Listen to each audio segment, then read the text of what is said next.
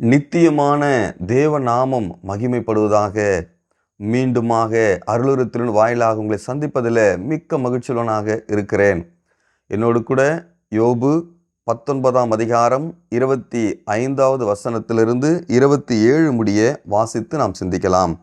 என் மீட்பர் உயிரோடு இருக்கிறார் என்றும் அவர் கடைசி நாளில் பூமியின் மேல் நிற்பார் என்றும் நான் அறிந்திருக்கிறேன்.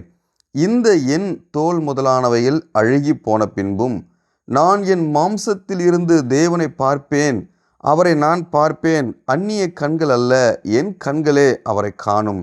இந்த வாஞ்சையால் என் உள்ளந்திரியங்களில் எனக்குள் சோர்ந்து போகிறது. யோபுடைய நம்பிக்கையை குறித்து இங்கே நாம் பார்க்கிறோம். யோபு வாழ்ந்த காலகட்டத்திலே வேதாகமம் யோபுடைய கரங்களிலே இல்லை. இப்பொழுது நமக்கு தெரியக்கூடிய ஆண்டவருடைய வருகையை குறித்தான சத்தியங்கள் அந்நாட்களிலே யோபுக்கு இந்த எழுத்தின் மூலமாக தெரிந்திருக்க வாய்ப்பில்லை. ஆனாலும் கூட தேவனுடைய எதிர்கால திட்டத்தை அறிந்த மனிதராக அவர் வாழ்ந்தார். ஆபிரகாம் வாழ்ந்த சமகாலத்திலே யோபு வாழ்ந்ததாக ஒரு வரலாற்று உண்மையும் உண்டு, ஒரு கருத்தும் உண்டு. ஆயினும் பாருங்கள், யோபுடைய வாழ்க்கையிலே தேவன் மீது அளவு கடந்த நம்பிக்கை உள்ள ஒரு மனிதனாக அவர் வாழ்ந்தார். இந்த நம்பிக்கை சரீர பிரகாரமான நம்பிக்கை அல்ல. அதாவது ஆசீர்வாதத்திற்கு மாத்திரம் தேவனை நம்பின மனிதன் அல்ல, தன் பிள்ளைகளுக்காக மாத்திரம் தேவனை நம்பின மனிதர் அல்ல. அதையும் தாண்டி அவர் நித்தியத்திற்காக தேவன் மீது நம்பிக்கை வைத்த மனிதனாக அவர் வாழ்கிறார்.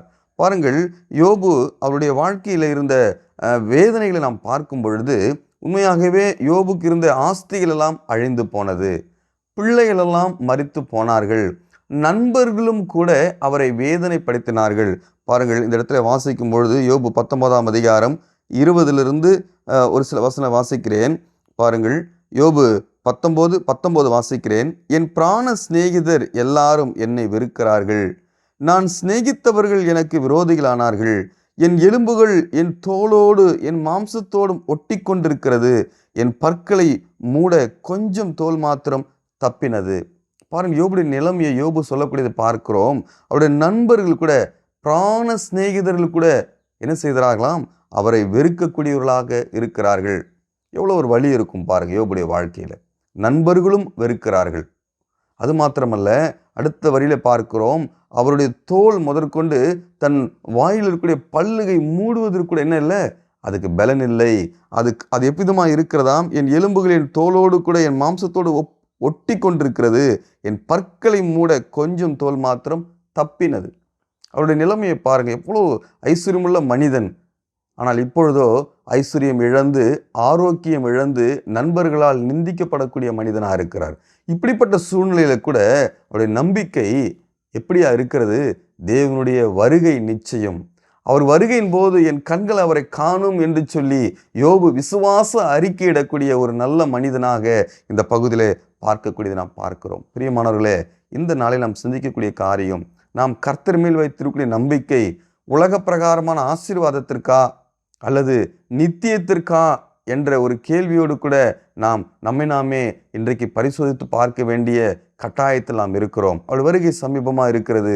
ஆண்டவராகிய இயேசு கிறிஸ்து கூட அவர் சொல்லக்கூடிய வார்த்தை யோவான் 6ஆம் அதிகாரம் அதில் 27வது வசனத்தை வாசித்து பார்க்கும் பொழுது, அழிந்து போகிற போஜனத்திற்காக அல்ல, நித்திய ஜீவன் வரைக்கும் நிலை நிற்கிற போஜனத்திற்காகவே கிரியை நடப்பீங்கள், அதை மனுஷகுமாரன் உங்களுக்கு கொடுப்பார், அவரை பிதாவாகிய தேவன் முத்திரித்திருக்கிறார் என்றார்.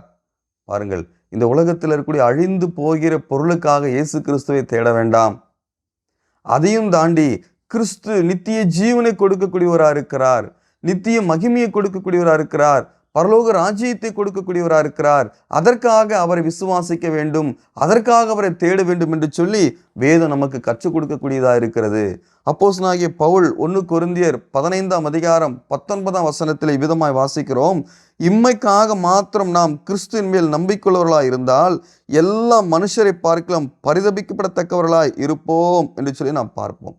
இந்த உலகத்துக்கான ஆசீர்வாதத்துக்கு மாத்திரம் தேவன் மீது நம்பிக்கை வைக்கிறவர்களாக இருப்போம் என்று சொன்னால் நாம் பரிதபிக்கக்கூடியவர்களாக இருப்போம். பிரியமானவர்களே, ஆசீர்வாதம் இருந்தால் ஸ்தோத்திரம் என்று சொல்லுவோம்.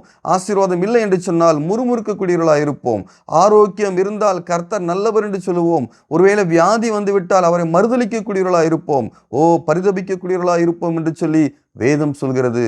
நாம் கர்த்தரை அறிகிற அறிவிலே சரியாய் நாம் அவரை விசுவாசிக்க வேண்டும். அவர் மேல் எதற்காக நாம் விசுவாசிக்க வேண்டும் என்று சொன்னால், எதற்காக இயேசு கிறிஸ்து பூமிக்கு வந்தார்? நம்முடைய பாவங்களை சுமந்து தீர்க்கும்படியாய் வந்தார். உலகத்தில் இருக்கக்கூடிய எல்லா மனுஷனுடைய பாவங்களை தீர்க்கும்படியாய் வந்தார். பாவங்கள் மன்னிக்கப்பட்டால் மாத்திரம்தான் மனிதன் தேவனோடு ஒப்புரவாக முடியும். அவன் மரித்த பிறகு அவன் ஆத்துமா பரலோகத்துக்கு வரும். இல்லை என்று சொன்னால் எரி நரகத்துக்கு சென்று விடும் என்று சொல்லி வேதம் சொல்கிறது. இந்த உலகத்திற்குரிய பாடுகள் எல்லாம் கொஞ்ச காலம்தான்.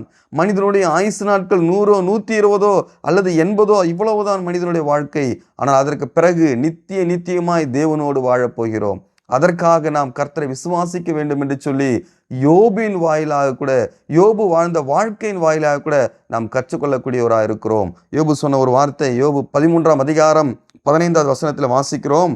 அவர் என்னை கொன்று போட்டாலும் அவர் மேல் நம்பிக்கையாயிருப்பேன் என்று சொல்லுகிறார். பாருங்கள், உங்களுடைய வாழ்க்கையில உபத்திரவங்களா, வியாக்குலங்களா, பின்மாற்றம் அடைய வேண்டாம். கர்த்தரை அறிகிற அறிவில வளர வேண்டும். அவர் மேல் வைத்துள்ள விசுவாசம் நித்தியத்திற்கான விசுவாசம் என்பதை அறிந்து நித்திய ராஜ்யத்தை கொடுக்கக்கூடிய தேவனுடைய அந்த உன்னதமான அன்புக்குள் எப்பொழுதும் தன்னை காத்து கொண்டு வாழ நித்தியமான தேவன் நித்திய ஆசீர்வாதத்தில் ஆசீர்வதித்து காத்து கொள்ளும்படியாய் இந்த காலை வேளையில அப்படிப்பட்ட நம்பிக்கையோடு கூட அவரிடத்தில் நாம் நெருங்குவோம். நித்தியமான தேவன் உங்களை ஆசீர்வதிப்பாராக. அவர் நாமம் மகிமைப்படட்டும்.